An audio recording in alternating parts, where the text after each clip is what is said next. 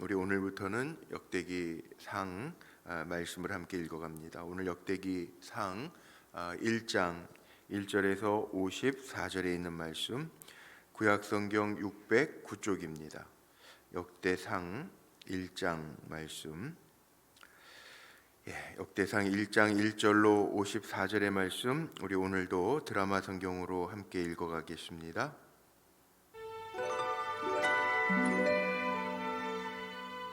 아담, 셋, 에노스, 게난, 마할랄렐, 야렛, 에녹, 무두셀라, 라멕, 노아, 셈, 함과 야벳은 조상들이라. 야벳의 자손은 고멜과 마곡과 마대와 야완과 두발과 메섹과 디라스요. 고멜의 자손은 아스그나스와 디밧과 도갈마요. 야완의 자손은 엘리사와 다시스와 기띔과 도다님이더라. 함의 자손은 구스와 미스라임과 붓과 가나안이요. 구스의 자손은 스바와 하윌라와 삽다와 라마와 삽드가요.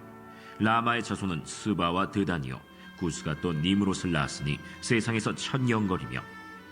미스라임은 루딤과 아나밈과 르하빔과 납두힘과 바드루심과 가슬루힘과 갑도림을 낳았으니 블레셋 종족은 가슬루힘에게서 나왔으며, 가나안은 맏아들 시돈과 헷을 낳고 또 여부스 종족과 아모리 종족과 기르가스 종족과 히위 종족과 알가 종족과 신 종족과 아르왓 종족과 스말 종족과 하맛 종족을 낳았더라. 셈의 자손은 엘람과 아수르와 아르박삿과 룻과 아람과 우스와 훌과 게델과 메색이라. 아르박삿은 셀라를 낳고 셀라는 에벨을 낳고 에벨은 두 아들을 낳아 하나의 이름을 벨렉이라 하였으니 이는 그때 땅이 나뉘었으며 그의 아우의 이름은 욕단이며, 욕단이 알모닷과 셀렙과 하살마웻과 예라와 하도람과 우살과 디글라와 에발과 아비마엘과 스바와 오빌과 하윌라와 요밥을 낳았으니 욕단의 자손은 이상과 같으니라. 셈, 아르박삿, 셀라, 에벨, 벨렉, 르우, 스룹, 나홀, 데라. 아브람, 곧 아브라함은 조상들이요. 아브라함의 자손은 이삭과 이스마엘이라. 이스마엘의 족보는 이러하니 그의 맏아들은 느바요시요, 다음은 게달과 앗두엘과 밉삼과 미스마와 두마와 마사와 하닷과 데마와 여둘과 나비스와 게드마라. 이들은 이스마엘의 자손들이라. 아브라함의 소실 그두라가 낳은 자손은 시므란과 욕산과 무단과 미디안과 이스박과 수아요. 욕산의 자손은 스바와 드단이요. 미디안의 자손은 에바와 에벨과 하녹과 아비다와 엘다아니. 이들은 모두 그두라의 자손들이라. 아브라함이 이삭을 낳았으니 이삭의 아들은 에서와 이스라엘이더라. 에서의 아들은 엘리바스와 르우엘과 여우스와 얄람과 고라요. 엘리바스의 아들은 데만과 오말과 스비와 가담과 그나스와 딥나와 아말렉이요. 르우엘의 아들은 나핫과 세라와 삼마와 미사요. 세일의 아들은 로단과 소발과 시브온과 아나와 디손과 에셀과 디산이요. 로단의 아들은 호리와 호마며 로단의 누이는 딥나요. 소발의 아들은 알리안과 마나핫과 에발과 스비와 오나며 시브온의 아들은 아야와 아나요. 아나의 아들은 디손이요. 디손의 아들은 하므란과 에스반과 이드란과 그란이요. 에셀의 아들은 빌한과 사완과 야간이요. 디산의 아들은 우스와 아란이더라. 이스라엘 자손을 다스리는 왕이 있기 전에 에돔 땅을 다스린 왕은 이러하니라. 브올의 아들 벨란이 그의 도성 이름은 딘하바이며, 벨라가 죽음에 보스라 세라의 아들 요밥이 대신하여 왕이 되고, 요밥이 죽음에 대만 종족의 땅의 사람 후삼이 대신하여 왕이 되고, 후삼이 죽음에 브닷의 아들 하닷이 대신하여 왕이 되었으니 하닷은 모압들에서 미디안을 친 자요.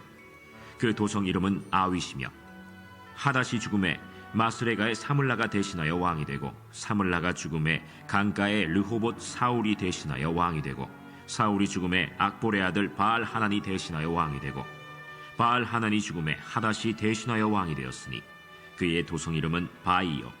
그의 아내의 이름은 무헤다벨이라. 메사합의 손녀요 마드렛의 딸이더라. 하닷이 죽으니라. 그리고 에돔의 족장은 이러하니 딥나 족장과 알리아 족장과 여대 족장과 오홀리바마 족장과 엘라 족장과 비논 족장과 그나스 족장과 대만 족장과 밉살 족장과 막디엘 족장과 이람 족장이라. 에돔의 족장이 이러하였더라.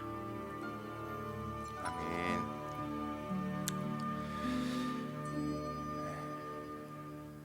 오늘도 기도하며 한 날을 살아가는 우리 사랑하는 제2장. 성도님들의 삶이 오늘 하나님의 은혜를 입고 살아가는 귀한 삶이 되시기를 주의 이름으로 축복합니다. 오늘부터 우리 역대상 말씀을 읽었습니다.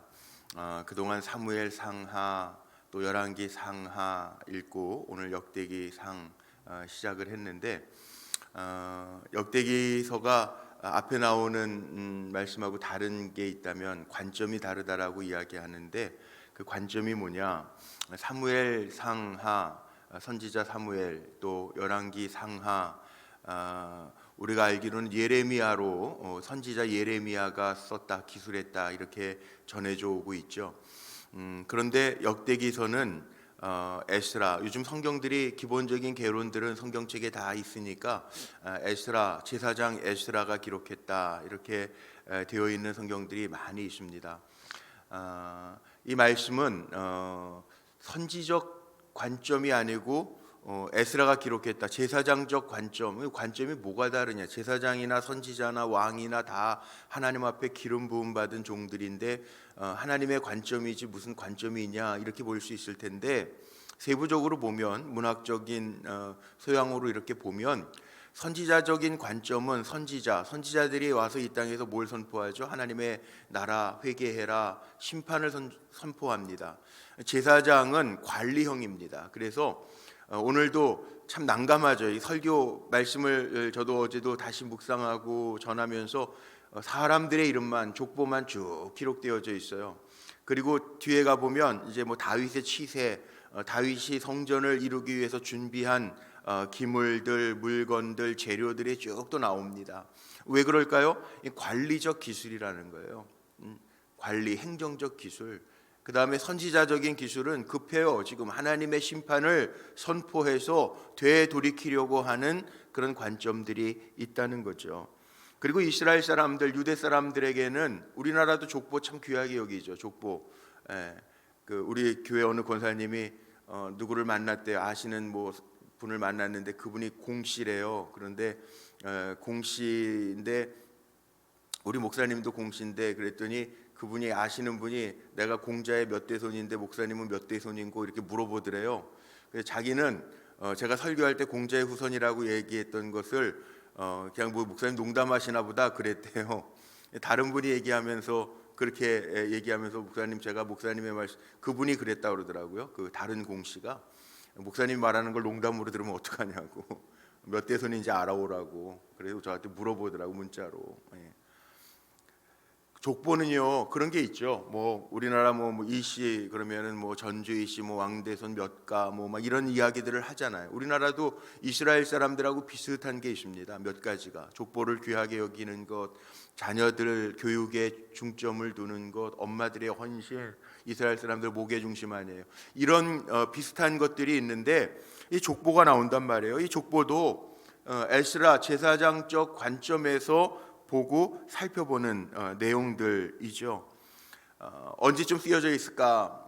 에스라 제사장 에스라가 활동하던 시기였을 거다. 뭐 추측해서 BC 458년서부터 포로기 바벨론 포로로 1, 2, 3차 귀환은 이루어졌던 BC 400년 그 사이에 기록되어져 있는 책일 것이다. 이렇게 이야기를 합니다. 그래서 역대상을 읽어가다 보면 1장에서부터 9장까지는 족보에 대한 내용 전개, 선민의 족보에 대한 내용 전개가 쭉 이어집니다. 오늘 족보를 보면서도요, 우리가 주목해봐야 될 것들이 몇 가지 있는데 사람들이 나열되어 있는 게 순서 없이 나열되어 있는 게 아니라 사람들이 나열되어 있다가도 중요한 것들이 있어요. 뭐 예를 들면 아브라함의 족보를 이야기하면서도 오늘 에돔 왕들의 이야기가 많이 나오죠. 왕들 다 죽음에 뒤에 보면 죽음에라고 하는 단어들이 많이 나오는데 왕들의 족보 에서의 족보도 나오지만 뒤에 이어져 가면서 보면 늘 누가 먼저 기록된 게 중요한 게 아니라 기록되어져 있는 걸 보면 누가 먼저 기록되어져 있는 게 중요한 것이 아니라 믿음의 계보를 이어가는 사람들을 중심으로 나가고 있다는 거예요. 이제 살펴볼 텐데, 예를 들어서 노아에게는 야벳, 함, 셈, 세 아들이 있었는데 족보를 보면 셈은 제일 나중에 나오지만 셈을 중심으로 이어가는 또 족보들이 나와요. 뭘까요? 이 믿음의 족보, 신앙의 족보들로 이어져감을 우리는 발견할 수 있다는 거죠. 이 역사, 이 연대기라는 거, 연대기를 중심으로 쭉 기록되어져 있는 것, 이게 역대기지만 역사의 연대기라고 하는 의미로 역대기, 우리가 역대기 뭐 이렇게 표현하는데, 역대 기록을 해놓은 것이지만 그 역사 속에서 역사하시는 하나님도 그 믿음의 계보를 이어가면서 하나님이 역사하셨다는 거예요. 성경책이 그거 아닙니까? 믿음의 계보. 그래서 우리도 살아가면서 믿음의 가문, 축복의 하나님의 복을 이어가는 가문, 이게 중요한 거죠. 에서처럼 하나님의 주실 복을 가볍게 여긴 사람과 어떻게 보면 인간적으로 보면 야곱이 얍삭하고 참 간교한 것 같은데도 하나님의 복을 중요시 여기고 하나님의 복을 소중하게 여기고 쟁취하려고 했던 그 야곱의 이야기로 이어져 가잖아요. 이스라엘. 자, 그래서 오늘 그런 하나님의 택함 받은 자의 역사기, 연대기를 본다라고 하는 것을 생각하면서 오늘 본문을 한번 좀 볼게요. 자, 이 아담서부터 1절에 보면 아담서부터 시작을 하는 사람들의 이름이 쭉 노아까지, 홍수 이전까지 사람들이 기술되어져 있습니다. 그런데 4절에 보니까 노아의 세 아들도 같이 나와 있죠. 노아, 셈, 함, 야벳은 조상들이라. 홍수 이전에 선민의 족보들 기록되어져 있습니다. 아담에서 노아에 이르기까지 하나님의 구속사와 관련하여 10명의 사람들의 이름, 족장들의 이름 기록되어져 있고, 마지막 4절에 보니까 노아, 셈, 함, 야벳, 노아의 세 아들의 이름이 기록되어져 있어요. 노아의 후손들 야벳, 함, 셈의 순서로 또 그 족보가 기록되어져 있습니다. 그래서 보시면 5절에 야벳의 자손은 누구 쭉 나오죠. 그 다음에 8절로 넘어가 보면 함의 자손은 누구 쭉 나오고, 17절로 넘어가서 셈, 가장 축복을 받은 자 셈, 나중에 가장 나중에 기록하고 있지만 아브라함까지 연결되는 후손 셈의 족보가 17절서부터 쭉 나오고 있어요. 이 족보를 보면서 우리가 기억해야 할 것이 하나 있는데, 하나님께서 이 역사하시는 그 사람들의 이름이 거론되어져 있지만 이 자신들의 조상들에게 베푸셨던 그 하나님의 축복들도 보여주려고 이렇게 기록하고 있다는 거예요. 셈은 가장 나중으로 빼놨지만 이 족보에도요, 이 기록하는 에스라 제사장 관리적인 입장에서 여기에도 족보를 기록하는데 계산이 담겨져 있다라는 거예요. 믿음의 가문, 중심, 축복의 가문, 복을 이어가는 하나님의 뜻을 이뤄가는 가문들 연결시키고 있다는 거예요. 머릿속으로 계산하면서 연결시켜가고 있다는 거예요. 그래서 우리가 정말 살아가면서 욕심을 내야 될 게 있어요. 믿음의 가문을 이어가는 축복의 모델이 되는 가문. 이 땅에 살아가면서 사람은 다 죽습니다. 제가 이따가도 얘기할 텐데 왕이 되어도 다 죽어요. 에돔 족속의 왕 이름들을 쫙 나열해요. 마지막에 54절까지는. 그런데 다 죽음에 이어갑니다. 다 죽어요. 끊겨요. 인생은 끊겨요. 그런데 이 하나님의 복을 이어갈 수 있는 가문의 대를 지키라라고 하는 의미로 이 역대기서는 역사의 연대기니까 시간의 흐름에 따라 쓰여야 되겠죠. 그런데 많은 사람들이 이어져 가지만 하나님이 이어가시는 축복의 역사가 있다라고 하는 것을 우리에게 보여주고 있습니다. 자, 17절 이하에 나오는 셈부터 아브라함까지의 선민의 족보도 보십시오. 셈부터 아브라함까지 10대 족보를 쭉 기록하고 27절까지 기록하고 있어요. 하나님의 주권과 은혜로 선택받은 백성들임을 강조하는 거죠. 육적인 혈통 중요한 것 같은데 기록을 보면 영적인 혈통 이어가는 사람들의 모습을 봐요. 그래서 27절에 뭐라 그래요? 아브라함 곧 아브라함은 조상들이요. 아브라함. 또 아브라함의 자손은 이삭, 이스마엘이라. 맞죠? 우리 성경 창세기에 다 나와 있는 이야기들이에요. 그리고 아브라함이 사라가 죽고 나서 그두라, 창세기 24장에 나오는 잠시 한 줄만 나오고요. 그두라를 후실로 맞이했다 그랬는데, 여기에 보니까 32절로 넘어가 보세요. 아브라함의 소실 그두라가 나온 자손은, 그리고 뭐 시므란서부터 욕산, 뭇단 쭉 나와죠.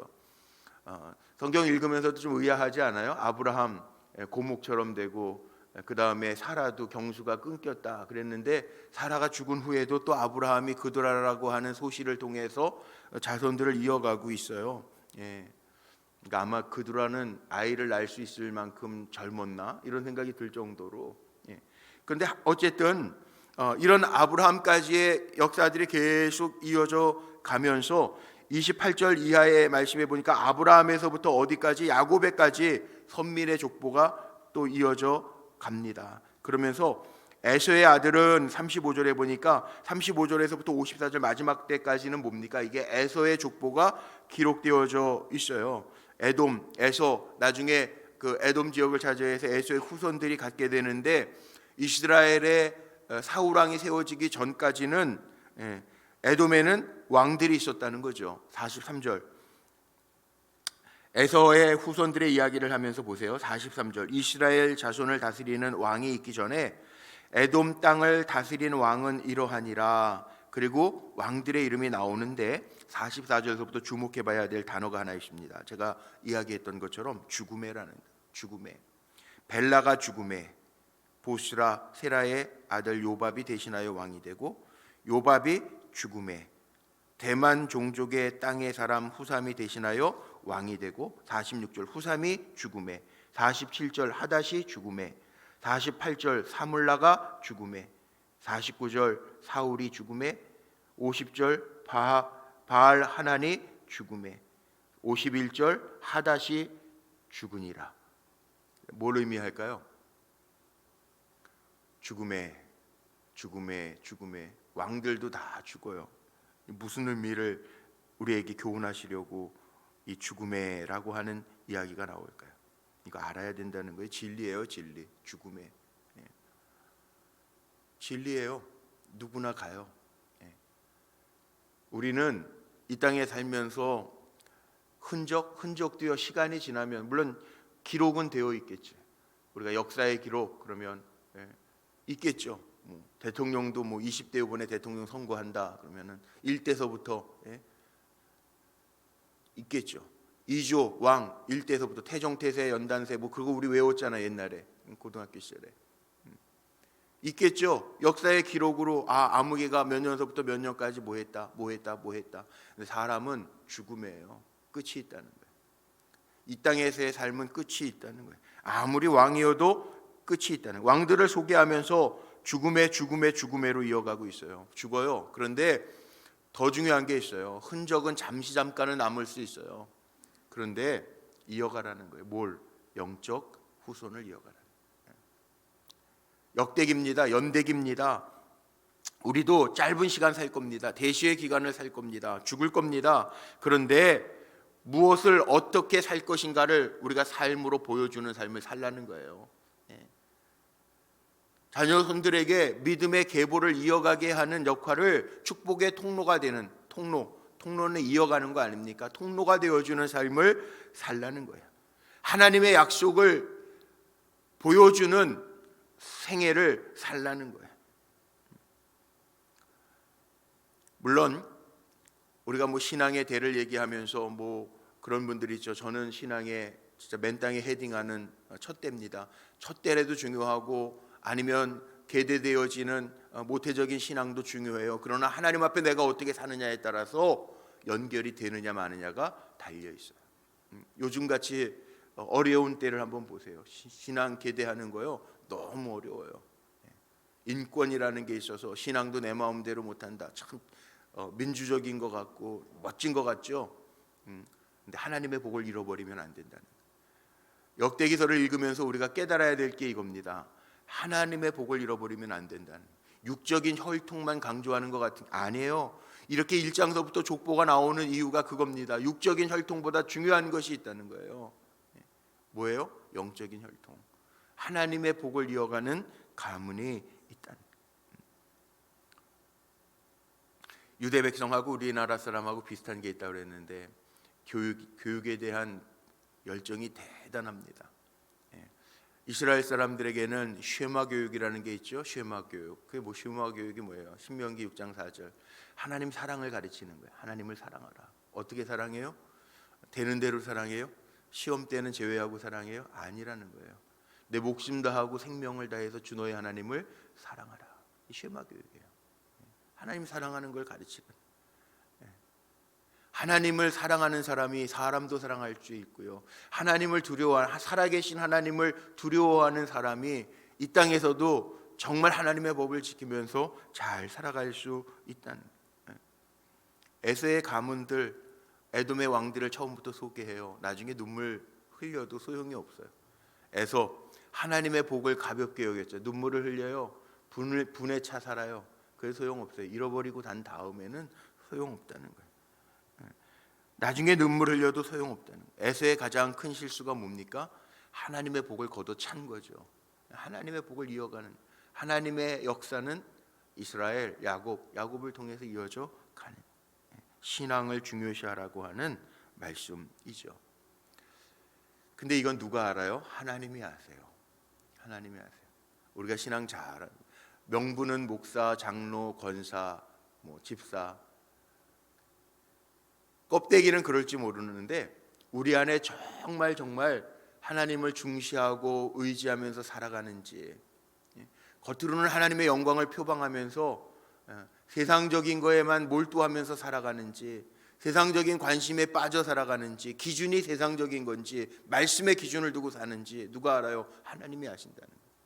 물론 말하는 거 잘 들어보면 사람도 판단할 수 있어요. 그러나 더 중요한 게 있어요. 하나님 보시기예요. 하나님 보시기. 우리 열왕기 상하를 먼저 보면서 깨달았던 게 하나님 보시기에 우리가 어떻게 살아가느냐가 가장 중요한 거고, 그 다음에 하나님 보시기에 바로 서 있다면 우리의 삶이 그 말씀 약속을 따라 살아가고 있느냐가 중요한 거고, 그것이 이어져 갈 때 믿음의 가문이 되고 축복의 가문이 되는 거죠. 겉으로는 하나님의 영광을 표방하면서 내 안에 자녀들 교육하고 바라고 소망하는 것들이 다 세상적인 것으로 쌓여져 있다면 다시 광야예요. 그러면 어제 말씀처럼 야, 너 훈련이 아직 덜 됐어. 내가 이렇게 세웠는데, 기름 부어 이렇게 만들었는데 아직도 거기에만 머물러 있구나. 다시 광야.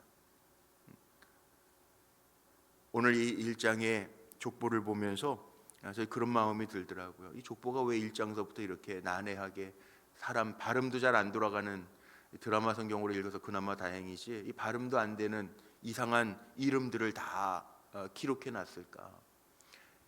우리는 보면서 깨달으라는 거죠. 어떤 통로를 만들까? 축복의 통로가 되어질까? 아니면 왔다가 가는 죽음의 흔적만 남기는 삶으로 끝날까? 영적인 축복의 통로를 이루는 복된 조상들로, 믿음의 조상들로 잘 세워지는 우리 불꽃교회 믿음의 성도들이 되시기를 주님의 이름으로 축복합니다. 기도하시겠습니다.